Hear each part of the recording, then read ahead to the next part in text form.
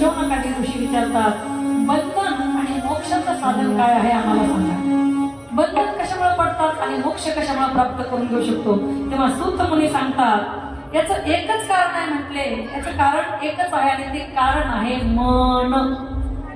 मन फार चंचल आहे ना. मनाच्या मागे आपण गेलो. माऊली म्हणतात मनोमार्गी गेला तो तेथेची मुकला, हरिपाठी स्थिरावला तोची धन्य. मनाच्या मार्गाने आपण भक्ती करू शकत नाही आणि भक्ती करायची ठरवली तर कधी पुढे एखादा मोठा खड्डा येईल आणि त्या खड्ड्यात आपण कधी पडू सांगता येत नाही. म्हणून आपल्या जीवनामध्ये आध्यात्मिक क्षेत्रामध्ये वावरत असताना, आध्यात्मिक क्षेत्रामध्ये आल्यानंतर आपल्याला असा एक गुरु पाहिजे की तो गुरु आपल्याला सरळ वाट दाखवू शकेल. आपल्याला त्या ठिकाणी काट्याची वाट त्या वाटेने तो जाऊ देणार नाही असा गुरु आपल्या जीवनामध्ये असायला पाहिजे. आणि महाराज म्हणतात कारण आहे मन. मन एव मनुष्यानाम, मन एव मनुष्यानाम कारणम बंध मोक्षयोग. बंधन आणि मोक्षाला कारण फक्त मन आहे. ते मनच सर्वस्वी कारण आहे बंधन आणि मोक्षाला. म्हणून आपण आपल्या मनावर नियंत्रण ठेवलं पाहिजे. भगवान श्रीकृष्ण परमात्मा अर्जुनाला त्या ठिकाणी गीतेमध्ये सुंदर उपदेश करतात, बोध करतात की अर्जुना की मन कसं आहे म्हटले बघ.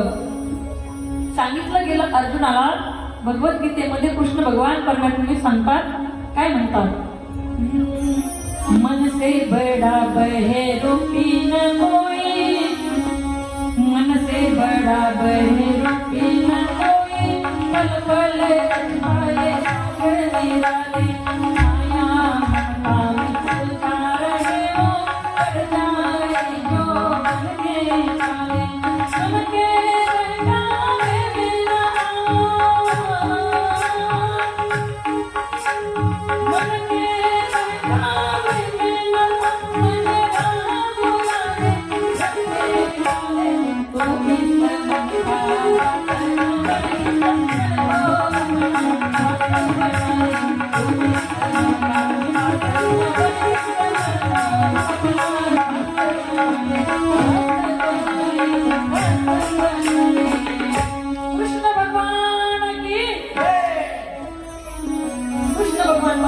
गीतेमध्ये अर्जुनाला सांगतात या मनाला आपला दास बनव. मनाचा दास हो नकोस आणि आपण सुद्धा आपल्या मनाचे दास न होता त्या भटकणाऱ्या मनाला आपण स्वतःचा दास केलं पाहिजे. बोला नमः पार्वती पते देवाकडे जात असताना आपण सजून गेलं पाहिजे बरं का. देव आपल्याला पाहतोय, कदाचित आपण छान दिसतोय म्हणून तरी त्याची दृष्टी आपल्यावर पडेल बरं का. तो भगवान परमात्मा आहे ना, त्याला मनरूपी मोगरा आपण अर्पण करायला पाहिजे बरं का.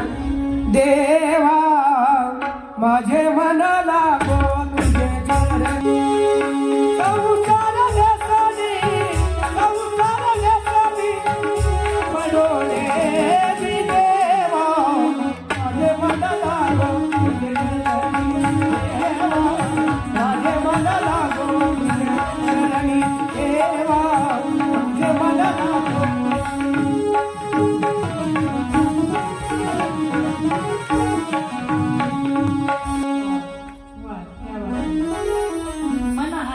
मोगरा अर्पणेश्वर देवा माझे मन लागो तुझे चरणी. आणि सांगू तुम्हाला आपण इथं येऊन जर देवासाठी रडलो ना, प्रपंचामध्ये रडायची गरज नाही पडत. देवासाठी आपल्या डोळ्यात पाणी आलं पाहिजे. प्रपंचासाठी रडावं लागत नाही आपल्याला, रडायची गरजच पडत नाही प्रपंचामध्ये. प्रपंचामध्ये अनेक माणसं भेटतात, रडवतात बरं का, अगदी हृदय रक्तबंबाळ करतात. पण भगवंताच्या भक्तीमध्ये जो असतो ना त्याला तेवढा फरक लोकांचा पडत नाही. हे महत्वाचं आहे बरं का, हे महत्वाचं आहे. भगवान परमात्म्याला मनरूपी मोगरा अर्पण केल्यानंतर काय होतंय तर महाराज सांगतात पुनरपी जन्मा येणे नाही. कशाला जन्म घ्यायचे, किती वेळा जन्म यावे, नित्य व्हावे फजित किती वेळा. पुनरपी जननम पुनरपी मरणम पुनरपी जननी शयनम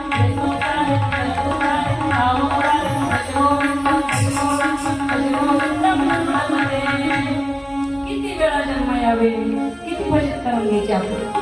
जन्म मरणाचा पैरा चुकवायचा असेल तर आपल्याला त्या भगवंताच्या भगवंताच्या नामस्मरणामध्ये लीन व्हावं लागलं.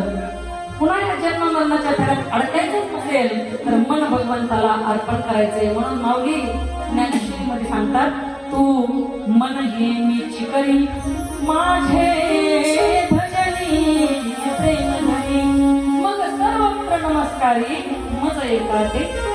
माऊली म्हणतात, तू मन आहे ना हे मीच करून टाक, मलाच आढळून टाक. मन आणि ते वेगळे नाही आहेत. मग भगवंत आपल्याला जिकडे नेईल आपण तिकडे जायला तयार असतो. म्हणून या मनामुळे अधोगती होते आणि मनामुळेच आपला उद्धार होतो. म्हणून आपण त्या मनाला भगवंताला अर्पण करायला पाहिजे. मनाला सांगायचे, बाबा आता तरी जागा हो. कारण मनाला सांगायचं आपल्याला, कारण सगळ्या गोष्टी मनावर अवलंबून. अगोदर तुम्हाला कथेला यायचंय, बघा तुम्हाला कथेला यायचंय हे तुमच्या अगोदर मनात आलंय का रस्त्याने आले, घरी आले ना मनात आलंय कथेला जायचंय म्हणून तुम्ही आलेला तिथं. तुमच्या मनात आलं म्हणून, बरोबर ना? बघा तुमच्या मनात आलं कथेला जायचंय म्हणून तुम्ही येतात आला. तुमच्या मनात आलं कथेतून उठून जायचंय तर तुम्ही जाऊ शकता ना. कोण अडवणार तुम्हाला? बरोबर का? तुम्ही जाऊ शकता. मनाच्या मागे जातो माणूस, पण मनाला जरूर इथं बसवायचंय. हा म्हणे म्हणा, ऐक रे म्हणा, थोडस काही फरक पडलाच तर पडला बाबा. गोविंद गोविंद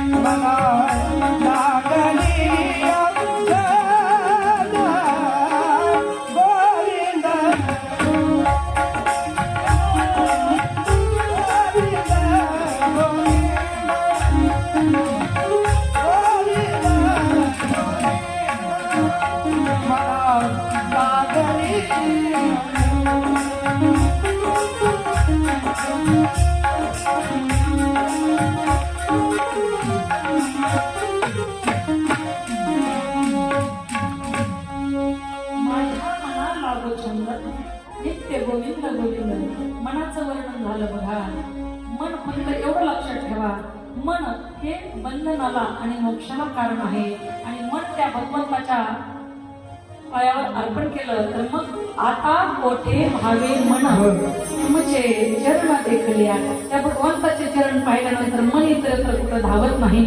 मनाचं वर्णन झाल्यानंतर पुढे शौनकादिक ऋषी विचारतात, जी महाराज की कोणत्या महादेवाच्या लिंगाचं आम्ही पूजन करायचं, त्याचे प्रकार आम्हाला सांगा.